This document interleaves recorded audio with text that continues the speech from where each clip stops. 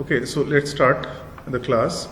The topic we were talking about yesterday was we have learned that what are the different syllabus that we have. तो हमने discuss किया था artificial intelligence में जो हमारे topic हैं वो एक्साइट, रिलेट, पर्पस, पॉसिबिलिटी और एथिक्स हैं. उसके बाद जो हमारा सेकंड चैप्टर है वो प्रोजेक्ट साइकिल है कि आप अगर कोई भी आर्टिफिशियल इंटेलिजेंस का प्रोजेक्ट बनाते हैं तो वो कैसे बनेगा. तो उसमें हम लोगों ने डिस्कस किया था कि प्रॉब्लम सॉल्विंग है, डेटा एक्विजिशन है, डेटा एक्सप्लोरेशन है और मॉडलिंग है. तो ये अलग अलग इसके स्टेप्स हैं. नेक्स्ट हमने न्यूरल नेटवर्क के बारे में बात किया था, जिसमें मैंने आप लोगों को समझाया था कि न्यूरल नेटवर्क बेसिकली हमारे जो ब्रेन का आर्किटेक्चर है उसको समझने के लिए एक टॉपिक यूज़ किया जाता है. और लास्ट में जो हमारा सबसे लंबा सिलेबस चलने वाला है, you can see that this is of 70 hours out of total length. इसका सबसे ज़्यादा लेंथ है. अगर आप देखें तो हमारा ये जो टॉपिक है 2, 2, 4, 6, 8, 10 अराउंड 11 ईयर्स है, 11 आवर्स है. सेकंड टॉपिक जो है हमारा वो भी लगभग 25, 26 आवर्स है. न्यूरल नेटवर्क केवल 4 आवर्स है. और सबसे लंबा जो टॉपिक है वो हमारा 70 आवर्स का है, जिसमें हम लोग पाइथन पढ़ेंगे. ये प्रोग्रामिंग लैंग्वेज है, ये हमने कल डिस्कस किया था. ओके, इसके अलावा हमने डिस्कस किया था that what is the evolution, right. Evolution means how this computer system and artificial intelligence technology has been used. So we have initiated with abacus. It was invented 5,000 years back. Okay, it was invented in China. I believe you people must be knowing about this. So ये China में invent हुआ था और ये calculation के लिए हम use करते थे. इसमें बीड्स होती थी और स्काई और अर्थ वाला हिस्सा होता था. इसको स्काई बोला जाता था, इस हिस्से को अर्थ बोला जाता था. तो इस तरह से एक सिस्टम बनाया गया था जो बेसिक कैलकुलेशन के लिए यूज़ किया जाता था, राइट. नाउ इसके बाद एनालिटिकल इंजन बना, जैसे मैंने आपको बताया था. प्रोग्रामिंग शुरू हो गई थी, उसके बाद ट्यूरिंग मशीन बनी, उसके बाद मॉडर्न कंप्यूटर, फिर इंटरनेट आया और फिर हमारा जो आजकल जो हम डेवलप कर रहे हैं, we are developing artificial intelligence like robots वगैरह हम लोग डेवलप कर रहे हैं. ठीक है. तो आर्टिफिशियल इंटेलिजेंस क्रिएट किया जाता है कंप्यूटर में. ये अंदर से पहले से नहीं होता है. ये आप लोग को मैंने कल समझाया था. चलिए अब थोड़ा सा बात करते हैं कि कौन कौन से सालों में, कौन कौन से ईयर्स में ये जो इवोल्यूशन पीरियड रहा हमारा.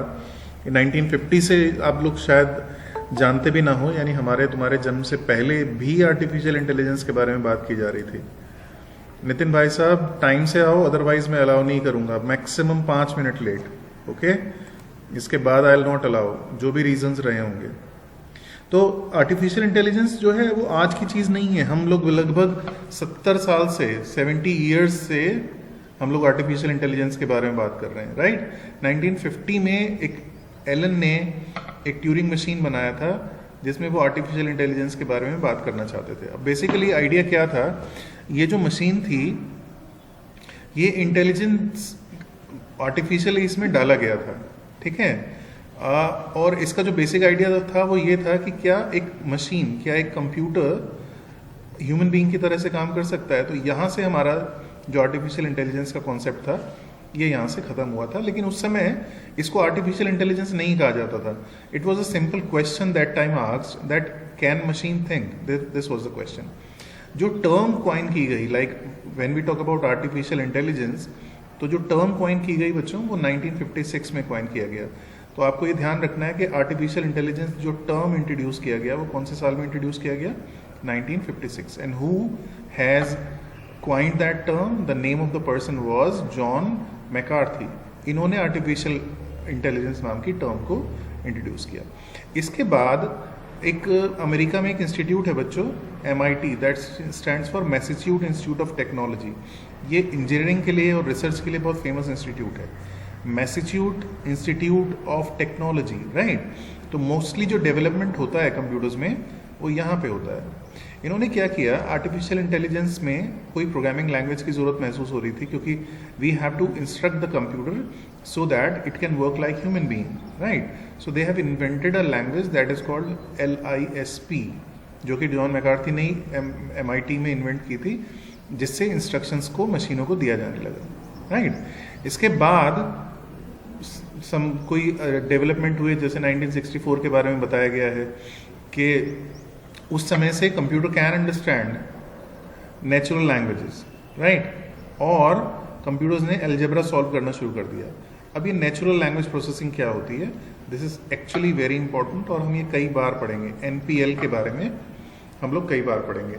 एनपीएल का मतलब होता है बच्चों natural language, NLP, not NPL, NLP.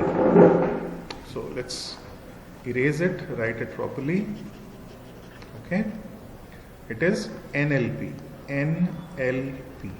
Now what is the meaning of NLP? NLP means जो आजकल आप लोग एलेक्सा यूज करते हैं ना, गूगल एलेक्सा या सिरी है, जो लोग आईफोन्स मतलब एप्पल वाला जो डिवाइस है उसका नाम सिरी है, आप लोगों को, आई बिलीव आप लोगों को मालूम होगा, सिरी, SIRI, सिरी। सो ये क्या करता है, जैसे हम बोलते हैं इसको एलेक्सा प्ले सॉन्ग्स, राइट, तो एलेक्सा स्टार्टेड प्लेइंग सॉन्ग। वो कैसे करते हैं, वो लैंग्वेज को प्रोसेस करते हैं, नेचुरल लैंग्वेज प्रोसेसिंग कर रहे हैं, वो साउंड को वर्ड्स में कन्वर्ट करते हैं और उसके बाद सर्च करके आपका जो भी डिजायर्ड डेटा है वो निकालते हैं। तो ये जो है, ये जो एलेक्सा है, ये जो सिरी है, these are actually example of artificial intelligence. और ये कहाँ से शुरू हो गया था? 1964 में लैंग्वेज प्रोसेसिंग होना शुरू हो गया था, राइट। उसके बाद 1969 में एक शेकी नाम का एक रोबोट बनाया गया था, और इसमें खास बात क्या थी, locomotion, okay, and perception, problem solving, ये तीन चीज़ों में ये काम करता था। लोकोमोशन का मतलब होता है इट कैन मूव, परसेप्ट, परसीव कर सकता था चीज़ों को, परसीव मतलब देख करके समझना, एंड प्रॉब्लम सॉल्विंग। अब ये जो प्रॉब्लम सॉल्विंग टर्म है बच्चों, मोस्टली कंप्यूटर्स के लिए ये बड़ा मुश्किल चीज़ होता है कि अगर आपको कोई प्रॉब्लम दी गई है तो आप उसका सॉल्यूशन कैसे निकालेंगे। सो लिस्प के थ्रू उस समय प्रोग्राम किया जाता था और प्रॉब्लम्स को एक तरह से उसको टेस्ट केसेस दिए जाते थे जिनसे वो प्रॉब्लम्स का सॉल्यूशन निकाल सकता था, राइट। अब ये कब हो रहा है देखो आप, this is 1969, like 50 years back, right. इसके बाद कुछ और एग्जाम्पल्स हैं, जैसे फ्रेडी का एग्जाम्पल है। अब इसमें क्या था, विजन इसमें इंक्लूड कर दिया गया था। जब हम आर्टिफिशियल इंटेलिजेंस के बारे में बात करते हैं तो हम तीन चीज़ों के बारे में बात करते हैं, natural language processing, computer vision और डेटा। ये तीन चीज़ें मिलकर के आर्टिफिशियल इंटेलिजेंस बनता है। ये हमारे तीन स्टैंड्स हैं आर्टिफिशियल इंटेलिजेंस के। कंप्यूटर विजन का मतलब क्या होता है, मैं आपको एक एक्टिविटी भी कराऊंगा, एक गेम खिलाएंगे हम आप लोगों को, आपको साइट भी बताएंगे हम, जिसमें आप इस कंप्यूटर के आगे कोई भी डिवाइस रखेंगे, कंप्यूटर उसको पहचान लेता है कि ये डिवाइस क्या है। तो कैमरा से वो स्कैन करेगा और वो पहचान लेगा कि आपने कौन सी डिवाइस उसके सामने रखी है। तो ये जो एग्जांपल है ये कंप्यूटर विजन का है। तो कंप्यूटर विजन कहाँ से शुरू हुआ था बच्चों? 1973 से। नेचुरल लैंग्वेज प्रोसेसिंग कहाँ से शुरू हो गया था? 64 से, राइट। इसके आगे 75 में और एग्जाम्पल्स हैं इसमें लिखे हुए हैं, इसमें आगे नहीं जा रहे हैं। ओके, 1979 सैनफोर्ड कार्ड व्हीकल बनाया गया था जो कंप्यूटर कंट्रोल था। जैसे आजकल आप लोगों ने उबेर सुना होगा, ड्राइवरलेस कार्स के बारे में सुना होगा। तो ये जो कॉन्सेप्ट आया था, you can see that this concept was introduced in 1979, right. Now Gary Kasparov का नाम आपने सुना होगा, ये फेमस चेस प्लेयर है, ओके। 1997 में एक कंप्यूटर था जिसका नाम था डीप ब्लू। आप कई जगह इसको पढ़ेंगे, अगर आप आर्टिफिशियल इंटेलिजेंस पढ़ेंगे। So this is a very famous term, computer का नाम है डीप ब्लू, जो किसने बनाया था? IBM ने। सो IBM stands for international business machine, okay. It's a company that makes computers. So IBM ने एक मशीन बनाई थी डीप ब्लू, जो चेस प्लेयर था एक तरह का। ऑब्वियसली आप जानते हैं कि चेस खेलने के लिए कोई किसी भी को भी एक इंटेलिजेंट बंदा ही चेस खेल सकता है, because there are certain moves, there are certain options available with the game. So ये जो डीप ब्लू था, this machine has won against Garry Kasparov. तो आप जानते हैं ये वर्ल्ड चैंपियन है गैरी कास्पारोव। इनसे ये कंप्यूटर जीत गया था चेस खेलने में। ऑब्वियसली ये कितना स्मार्ट रहा होगा, बट क्या ये नेचुरली स्मार्ट रहा होगा? No, this machine has been made smart, and if we make something smart we call it artificial smart or we call it artificial intelligent, right? इसके बाद 2003 में एक्चुअली एक लैब स्टैब्लिश की गई थी, that stands for computer science and artificial intelligence laboratory. ये MIT में की गई थी, मैसाचुसेट्स इंस्टीट्यूट ऑफ टेक्नोलॉजी में इसको बनाया गया था, राइट। इसके बाद और भी बहुत सारे एग्जाम्पल्स हैं बच्चों। यहाँ पे जैसे मैंने आपको एलेक्सा का एग्जाम्पल दिया, तो आई बिलीव आपको पता चल गया होगा एलेक्सा क्या है, आप सब लोग जानते ही हैं। And in which year Alexa has been launched? It was 2014. 2014 में Alexa को launch किया गया था. All right. And now Erica has been made. It's a robot that has become news anchor. This is something very good. You know the meaning of news anchor? Someone who reads the news on the television. So he has become news anchor, and the name of that robot was Erica. So we are learning that what are the different developments that has been done throughout the period from 1950 to 2020, right? अभी इसके बाद जो हम आज क्या बात कर रहे हैं, आज हम जो फाइनली बात कर रहे हैं, we are talking about AI bots है. जैसे आजकल हमारे पास 2020 में एआई बॉट्स है. अब एआई बॉट आप लोग जानते होंगे, चैट बोट्स का नाम आप लोगों ने सुना होगा. Chat boats. What are chatbots? You just speak, you can talk to them. Whatever you will ask, they will respond to you. So those things are called chatbots. There are so many companies, they are not deploying employees to give answers of the questions given by the customers. मतलब क्या हुआ? जैसे आपने किसी company का कोई product खरीदा, मान लीजिए आपने एक मोबाइल फ़ोन खरीदा. अब आपको बात करनी है उस कंपनी के ओनर से कि भाई ये जो मोबाइल फ़ोन है इसमें ये प्रॉब्लम्स हैं, इसका क्या सॉल्यूशन होना चाहिए. तो नॉर्मली इसके लिए कॉल सेंटर्स बनाए जाते हैं. आप लोगों को मालूम होगा कॉल सेंटर्स क्या होते हैं. कॉल सेंटर्स में people calls and they get the answer of their queries, right? They get the answer of their queries. ये किस में होता है? ये होता है हमारा जो हमारे कॉल सेंटर्स होते हैं, राइट? अब कॉल सेंटर्स में ये होता है. अब क्या किया गया है, कॉल सेंटर्स में लोग बैठे रहते हैं और वो आपकी बातों का आंसर करते हैं. अभी चैटबॉट जो बनी है उसमें no need of human presence. You simply ask questions from machines and machines are responding to your questions. This is the basic idea of chatbots. तो एआई चैटबॉट भी इंक्लूड कर दिया गया है 2020 में. सो इस तरह से हमारे चीज़ों में डिफरेंट डेवलपमेंट हुए हैं. आई बिलीव आप लोगों को जो बताया जा रहा है वो आपको समझ में आ रहा होगा. चलिए अब बात करते हैं थोड़ा सा थ्योरेटिकल पॉइंट के बारे में. आपको ये पढ़ना है और आपको इसको समझना भी है. Now the question is what is actually artificial intelligence. Artificial intelligence actually है क्या? तो अगर मैं इसको पहले एग्जांपल से समझाना चाहूँ तो ये है कि आपको डेटा कलेक्ट करना है, आप उस डेटा को प्रोसेस करेंगे और उसके बाद कुछ भी आप फ्यूचरिस्टिक बनाएंगे जिससे आप ये डिक्लेयर कर सकें कि ये जो भी हमने प्रोसेसिंग की है ये बिल्कुल उसी तरह से प्रोसेसिंग किया जाएगा जैसे कोई ह्यूमन बीइंग प्रोसेस करता है. फ्यूचरिस्टिक होगा और इंटेलिजेंट आउटपुट आप उससे निकालेंगे. अगर आप इतना कर पा रहे हैं तो आप ये मान के चल सकते हैं कि आप आर्टिफिशियल इंटेलिजेंस के बारे में सही समझ पा रहे हैं. ना इसको डेफिनेशन कैसे दिया गया है? So you can see artificial intelligence is a branch of computer science. Computer science वाले लोग पढ़ते हैं इसको. Who studies how human brain thinks. हमको ये बताना है कि हमारा जो ब्रेन है, हमें ये देखना है कि जो हमारा ब्रेन है एक्चुअली वो कैसे काम करता है. इसके बारे में हमें सीखना है, राइट? कि हमारा जो ब्रेन है वो कैसे काम कर रहा है, ये हमें सीखना है. इसके अलावा ब्रेन हमारा कैसे काम करता है, हम कैसे चीज़ों को सीखते हैं और कैसे डिसाइड करते हैं कि हमें कोई काम करना है या नहीं करना है. तो अगर आप इसको पूरा समझें तो हमारा आइडिया क्या है? हमारा आइडिया ये है we just have to make a machine like a human being. हमें इस तरह से सॉफ्टवेयर डिज़ाइन करने हैं, हमें इस तरह से चीज़ें डिज़ाइन करनी है so that a machine can behave like a human being. Obviously क्योंकि उसमें नेचुरल इंटेलिजेंस नहीं है. जैसे हम लोगों में क्या होता है, ह्यूमन बीइंग में नेचुरल इंटेलिजेंस है. हम देखते हैं चीज़ों को, समझ जाते हैं, हम डिसीजन ले सकते हैं. बट कंप्यूटर्स के साथ ऐसा नहीं है. तो कंप्यूटर के लिए क्या होता है, सब कुछ उसमें डालना पड़ता है. We have to give instruction to the computer so that it can perform work according to the data provided to it. अब यहाँ पे एक बहुत खास बात है. अगर हमने एक मशीन बनाई जो AI बेस्ड है और उसमें थोड़ा सा भी डेटा हमने रॉन्ग डाल दिया, मतलब that data is not correct, तो उस पर्टिकुलर सिनेरियो में जहाँ पर भी कंप्यूटर इस डेटा को एक्सेस करेगा, क्योंकि ये डेटा रॉन्ग है तो ये उस केस में राइट डिसीजन नहीं ले पाएगा, क्योंकि ये इंटेलिजेंस आर्टिफिशियल है. We are providing this intelligence to the computer. तो आपको ये ध्यान रखना है कि जो भी इंटेलिजेंस आप प्रोवाइड कर रहे हैं वो डेटा परफेक्ट होना चाहिए और आपका कोड इस तरह से लिखा हो कि वो डेटा को सही से फैच करे और उसके अकॉर्डिंग सही से रिजल्ट्स को निकाले. राइट. सो ये हमें इसमें ध्यान रखना होता है.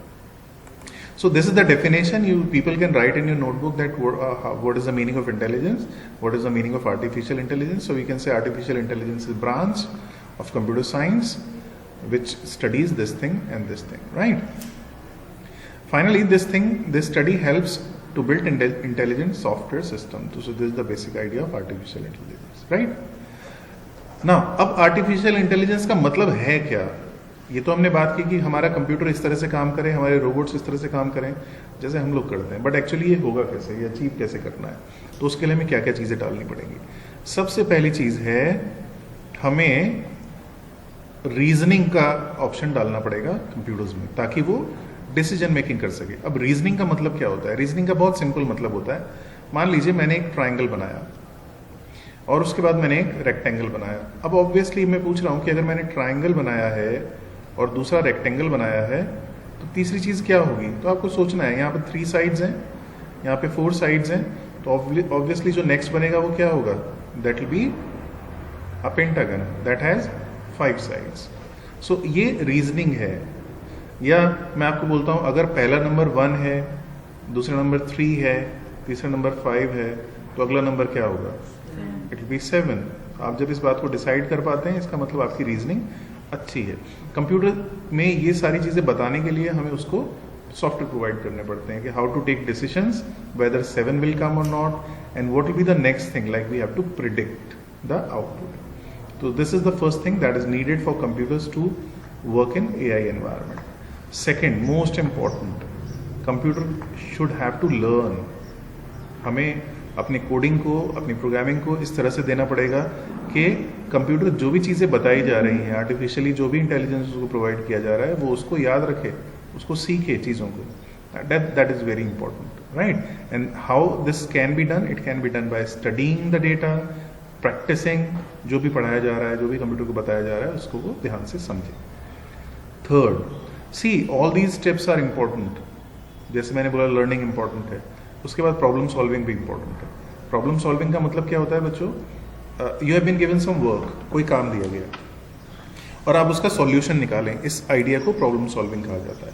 मैं एक एग्जांपल देता हूँ. जैसे मान लीजिए मैंने कहा कि आपके पास एक नंबर है 5 और एक नंबर है 3, इन दोनों का सम कितना होगा? तो आप सीधा बोल देंगे कि सर 8 होगा इसका सम, राइट? क्योंकि आपको एक प्रॉब्लम दी गई, 5 और 3 का सम कितना होगा, और आपने क्या किया? उसका सम कैलकुलेट करके डिस्प्ले किया. यानी you have been given a problem and you are finding solution of this, so that is called problem solving. ये आइडिया भी हमको कंप्यूटर को प्रोवाइड करना होता है. अब कंप्यूटर कैसे प्रोवाइड करेगा? इसके लिए हम उसको इंस्ट्रक्शंस देंगे, कंप्यूटर एनालाइज करेगा डेटा को और उसके बाद आपके रिजल्ट्स को निकालेगा. इसमें डिसीजन मेकिंग भी इंक्लूड होती है बच्चों. अब डिसीजन मेकिंग का मतलब क्या होता है कि आपको कोई कंडीशन दी गई और आप उसके बेस पे कोई भी आउटपुट निकालते हैं, तो उस आइडिया को हम डिसीजन मेकिंग बोलते हैं. चलिए इसके लिए भी मैं एक एग्जांपल देता हूँ आपको. जैसे मैं आपसे बोलता हूँ कि अगर किसी की एज 18 से ज़्यादा है या फिर 18 साल है, तो क्या वो वोट कर सकता है? वोट कर सकता है? यस, कर सकता है. और अगर 18 से कम है, यस पे वो कर सकता है, नो पे कैन नॉट वोट. ठीक है? तो अब हमने क्या किया? हमने डिसीजन मेकिंग किया that if age is greater then equal to 18, yes he can vote, and if not he can not vote. तो इस आइडिया को क्या बोला जाता है? Decision making. ये डिटेल्ड में आप लोग पढ़ेंगे जो आप लोग पाइथन पढ़ेंगे. आई बिलीव जो मैं समझा रहा हूँ आप लोगों को समझ में आ रहा होगा. अभी हमने बात की रीजनिंग के बारे में. रीजनिंग का मतलब होता है जजमेंट लेना, डिसीजन लेना. लर्निंग करना है हमको, जो भी हमें डाटा प्रोवाइड किया जा रहा है उससे सीखना है, प्रॉब्लम सॉल्विंग करना है. Next is perception. परसेप्शन जो पार्ट है बेटा वो इनपुट का पार्ट है. इनपुट कई जगह आप लोगों ने देखा होगा जहाँ पर सिग्नल्स होते हैं ना रोड पे, वहाँ पे अगर आप तेजी से गाड़ी चलाते हैं तो आपके घर में चालान आ जाता है कि भाई आपने गाड़ी रेड लाइट क्रॉस करी या गाड़ी तेज चलाई या कुछ भी किया. तो इसके लिए आपके घर में ई चलान आ जाता है. इनफैक्ट चलान भी नहीं आएगा, ई चलान आ जाएगा, मतलब इलेक्ट्रॉनिक चलान आ जाता है आपके घर में, राइट? अब ये कैसे होता है? ये होता है परसेप्शन से बच्चों. वहाँ पर कैमरा लगे होते हैं, वहाँ पर स्पीड सेंसर लगे होते हैं, बहुत सारे स्कैनर्स लगे होते हैं. तो ये सब क्या कर रहे हैं? ये इनपुट प्रोवाइड करते हैं और उसके बेस पे डिसीजन लिया जाता है कि इसको क्या पनिशमेंट देना चाहिए. जैसे हमारे जो सेंसर्स हैं वो कौन कौन से हैं? हमारे सेंसर्स हैं ईयर्स, या फिर आईज, या फिर स्किन, राइट? ये हमारे सेंसर्स हैं। ऐसे ही कंप्यूटर के सेंसर्स क्या होते हैं? कैमरा, और भी बहुत सारे सेंसर्स होते हैं।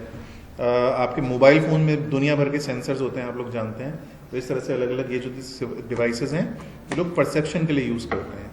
और लास्ट चीज जो इसमें जोड़ी गई है that is linguistic intelligence. Now what is the meaning of linguistic intelligence? हम जब एलेक्सा की बात करते हैं या सिरी की बात करते हैं तो हमने बोला, मान लीजिए हमने सिरी से बोला कि प्ले सम पार्टी सॉन्ग्स। अब यहाँ पर इंपॉर्टेंट है कि वो पार्टी को क्या समझ रहा है, यानी जो हमने वर्ड पार्टी बोला क्या उसको वो पार्टी समझ रहा है या कुछ और समझ रहा है? ये कब होगा? जब हम उसको जो भी डेटा प्रोवाइड करते हैं वो बार बार वो डेटा कैलिब्रेट किया जाए ना। कैलिब्रेट का मतलब क्या हुआ? हमने एलेक्सा को कहा प्ले पार्टी सॉन्ग, तो उसको समझ में आना चाहिए कि प्ले पार्टी सॉन्ग बोलने के कई तरीके हो सकते हैं। जैसे मेरा प्ले पार्टी सॉन्ग आप बोल के देखो, आपके प्ले पार्टी सॉन्ग से अलग होगा। क्यों? क्योंकि मेरी वॉइस अलग है, मेरा एक्सेंट अलग है, मेरा बोलने का तरीका अलग है।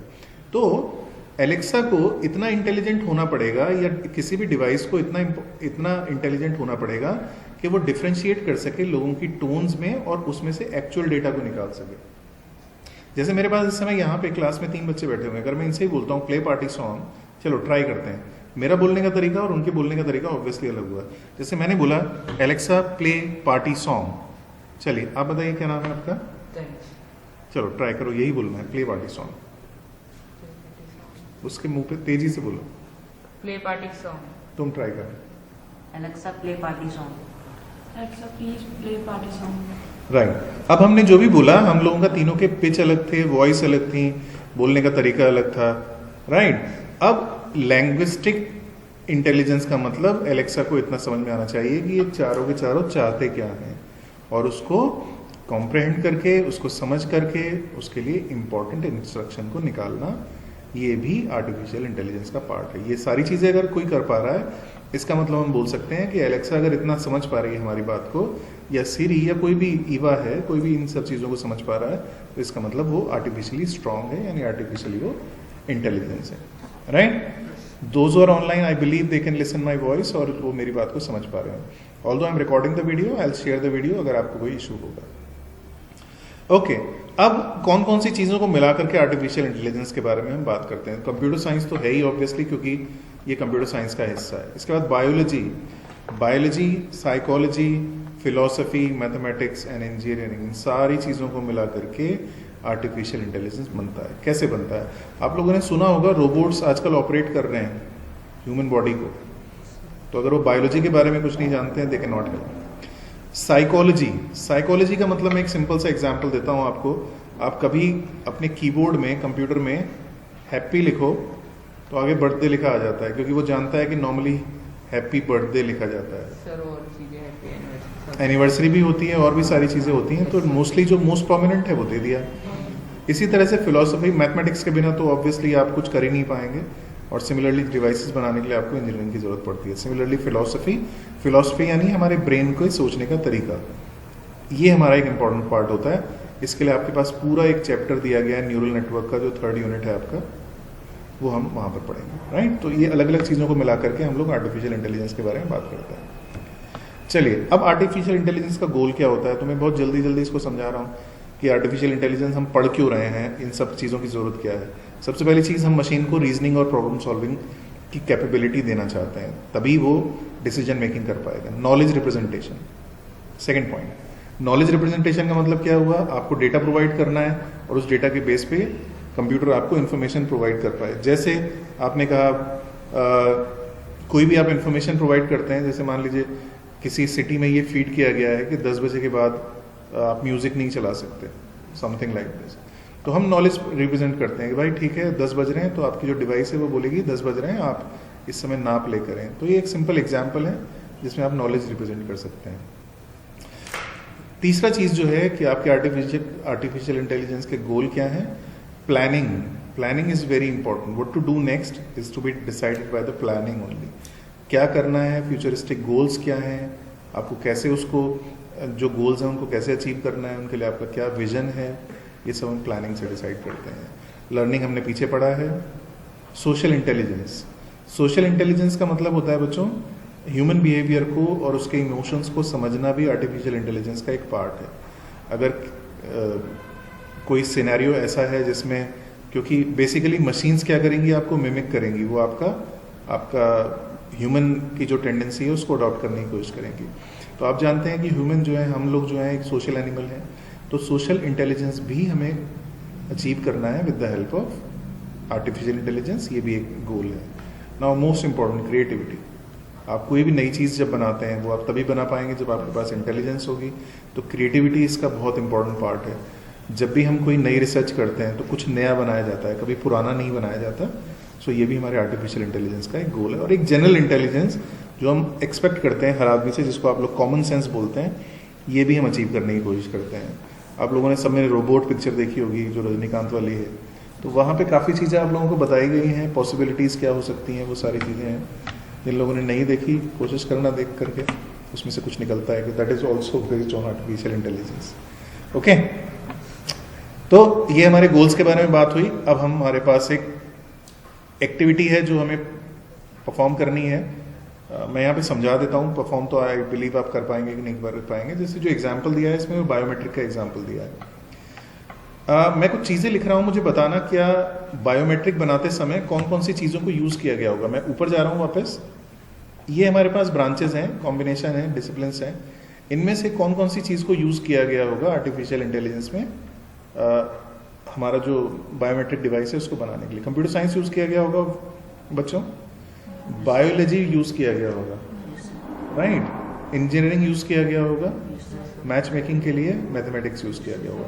साइकोलॉजी और फिलॉसफी इन दोनों में यूज़ नहीं किया गया होगा मोस्टली, जहाँ तक हमें लगता है। क्या क्या यूज़ किया गया? बायोलॉजी, कंप्यूटर साइंस, इंजीनियरिंग और मैथमेटिक्स। ये इसका एक एग्जाम्पल है जो यहाँ पे इन्होंने प्रोवाइड कराया गया। बायोमेट्रिक आप लोग जानते हैं क्या होता है क्या नहीं होता है, ये आप लोग समझ सकते हैं, राइट। ओके, अब जो टॉपिक है हमारा नेक्स्ट वो ये है कि आर्टिफिशियल इंटेलिजेंस और ह्यूमन इंटेलिजेंस में क्या अंतर है। तो इसके बारे में आप लोग मुझे नेक्स्ट क्लास में बताएंगे। अभी तो पीरियड ओवर हो गया है, तो आज इसको इतना ही रखते हैं, बाकी हम नेक्स्ट क्लास में देंगे। अब मैं आपको 1 मिनट दे रहा हूँ, अगर आपको कोई क्वेश्चन है तो आप लोग पूछ सकते हैं, otherwise thank you, you can leave the class. Thank you.